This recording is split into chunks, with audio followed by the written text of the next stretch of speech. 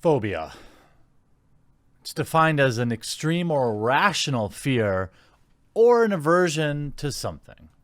Let me give you some examples. I have a phobia of being underwater. Synonyms: abnormal fear, irrational fear, obsessive fear. In modern day journalism, whether it's in video games or entertainment, words with phobia in them, as the second half of the word, the suffix, I suppose, is that the correct use of that word? I don't know. I make videos, I don't write. Is thrown out all the time. We saw this with Ion Fury, where a simple joke is referred to as all sorts of things.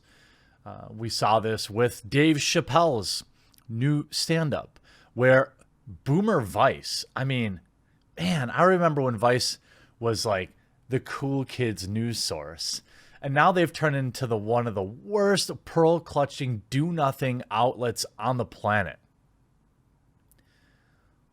Let me try something. Let's do an exercise together, because I think the more people that push back against this kind of rhetoric, the better.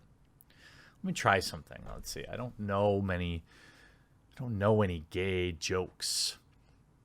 Okay. What do you call a gay dinosaur? Megasaurus. Okay. Well, modern day media would say that joke is in some way phobic. Well, I ask you, in what way is that embodying an irrational fear of something? It's just a joke. You can make a joke about anything. It doesn't make it phobic. All right. To have a phobia of something, whether it's in video games, movies, or real life, means that you have to have some sort of reaction, some sort of fear of that thing. I don't have any fear of gay folks. So why does that joke qualify as some sort of phobia? It doesn't. But modern day video game journalism, and I guess everyday quote unquote journalism, relies on attaching phobic to just about everything they don't like. The joke police. You can see Vice getting into a bit of hot water, saying, you can definitely skip the new Dave Chappelle's new Netflix special, Sticks and Stones. The comedian doubles down on his misogyny and transphobia in both the special and the hidden bonus scene that follows. My question, Taylor, is are you paid to sell copies of this movie?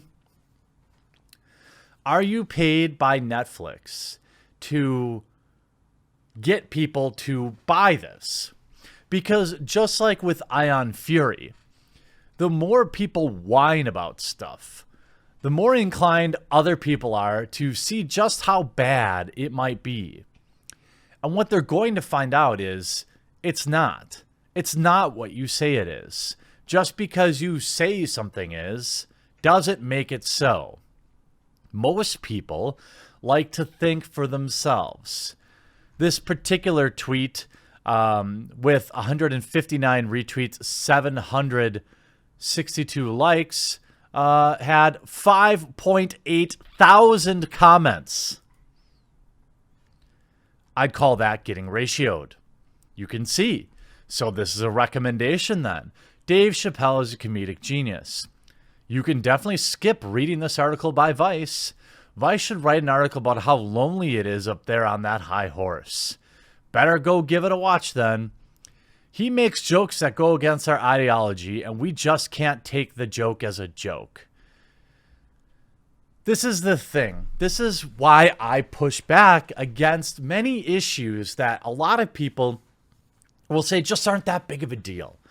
It's not that big of a deal. And yeah, any one particular issue isn't. But it's death by 1,000 paper cuts. Did you ever wonder why movies aren't funny anymore? Or when the rare movie dares to go out and make some jokes that people have a problem with these days does really well. I mean, did any of these people watch movies in the 80s and the 90s?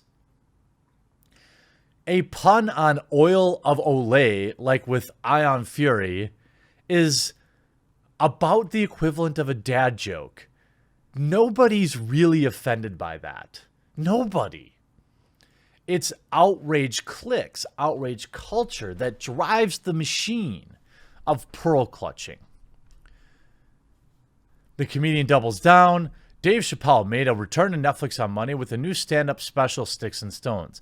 Fans quickly realize that if you watch it until the very end, the special has a secret epilogue called The Punchline, where Chappelle answers questions from the audience who went to his separate Dave Chappelle on Broadway stand-up last July.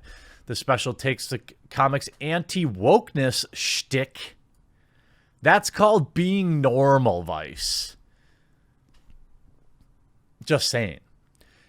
There's a reason that people going out there and just doing normal things stick out these days. It's because most entertainers are afraid to do it because of cancel culture. He opens his stand-up, or does a bit in his stand-up, where he does impersonations. The first one's a joke about the founding fathers. The second is a slow burn joke about how cancel culture is ridiculous, about how people look for anything that anyone's ever done and then try to use it against them to ruin them. He takes his anti-wokeness shtick to a new level, and the whole thing is repetitive and exhausting enough that it's a slog to even make it through the Q&A. Chappelle's controversial 2017 Netflix specials like The Age of Spin, Dave Chappelle Live at the Hollywood Palladium, and Equanimity at the Bird Revelation honed his voice as a comedian wary of progressive criticism. The voice is even sharper in his latest special. At one point in his routine, he says he doesn't believe that MJ did anything to young kids. He continues by saying that if he did, the children should have felt lucky. Their first time was with the king of pop. It's a joke. It's a joke. What is so hard? Like, I can't even, how do these people get through the day? How do they get through the day? Chappelle also returned to his now infamous obsession with making fun of trans folk, saying, "They hate my guts and I don't blame them. Can't stop writing jokes about them." This time, the jokes included asking the audience how funny it would be as if he was actually a Chinese person stuck in a black man's body, which, you guessed it, also included an offensive impression of a Chinese person. Oh, no! I mean, this is Vice. Anybody that reads this crap and agrees with any of it is got to be one of the most boring people on the planet.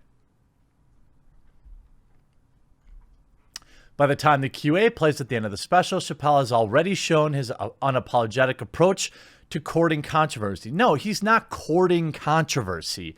He's just speaking plainly. He's speaking how he wishes to speak.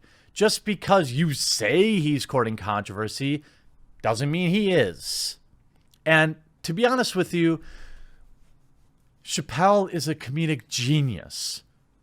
Somebody who should be held in the highest regard. Dave Chappelle single-handedly held up Comedy Central. The channel is a wasteland, has been a wasteland ever since he left. A wasteland that exists of unfunny late-night TV show hosts and the random good episode of South Park. And even nowadays, they're fewer and fewer. His answers put into even starker view. He says that a white woman left one of his practice sets for the special at the Punchline Comedy Club, telling him, "I'm sorry, I had a bad experience." Chappelle replied with, "It's not your fault that happened to you, but it's not my fault either." Ta-ta, lady. Exactly. To which the audience laughs raucously, as though that were a real punchline. It is. It's hilarious. It's poking fun at outrage culture. It's poking fun at the idea that this woman thinks that Dave Chappelle is responsible for something that happened to her and that he's not allowed to tell jokes about it. The strange story of camaraderie seemed to highlight the common accusation that Chappelle is only interested in repairing his relationship with marginalized groups if he doesn't have to change anything about himself. Good. I agree with him.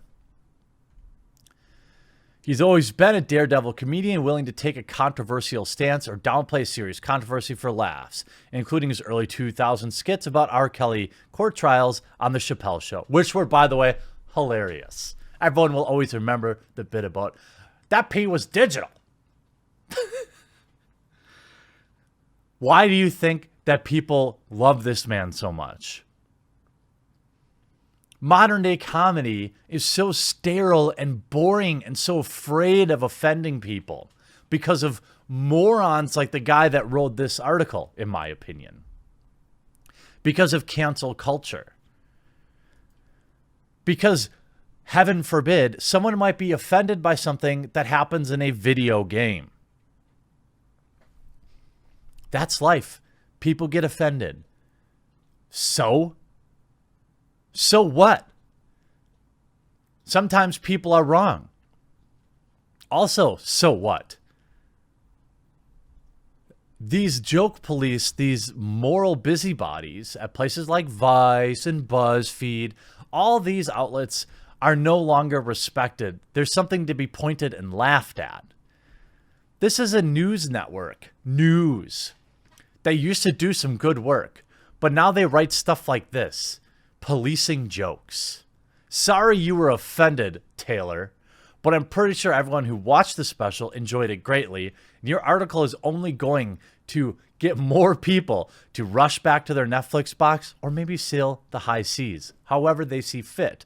More people will be watching this comedy special because people crave comedy. People crave edginess. In a world where YouTube is booting anybody from this platform that's edgy. In a world where you get canceled if you told a offensive joke 15 years ago. That hasn't changed the demand for real comedy. Now you, Taylor, and those that agree with this article, might think comedy is some sort of feminist poetry slam at the local coffee shop. Great. Go to that. I'm sure there'll be plenty of seats available. I hope you enjoyed this video. We'll talk to you again real soon. Hey, if you're still hanging out, there's a subscribe button right on the screen right now. Make sure to click that, turn notifications on. And if you want to see the next video, that should also be hovering around the screen. Thanks so much for watching this and for supporting the channel. What are you waiting for? Subscribe and, you know, turn on notifications and like the video.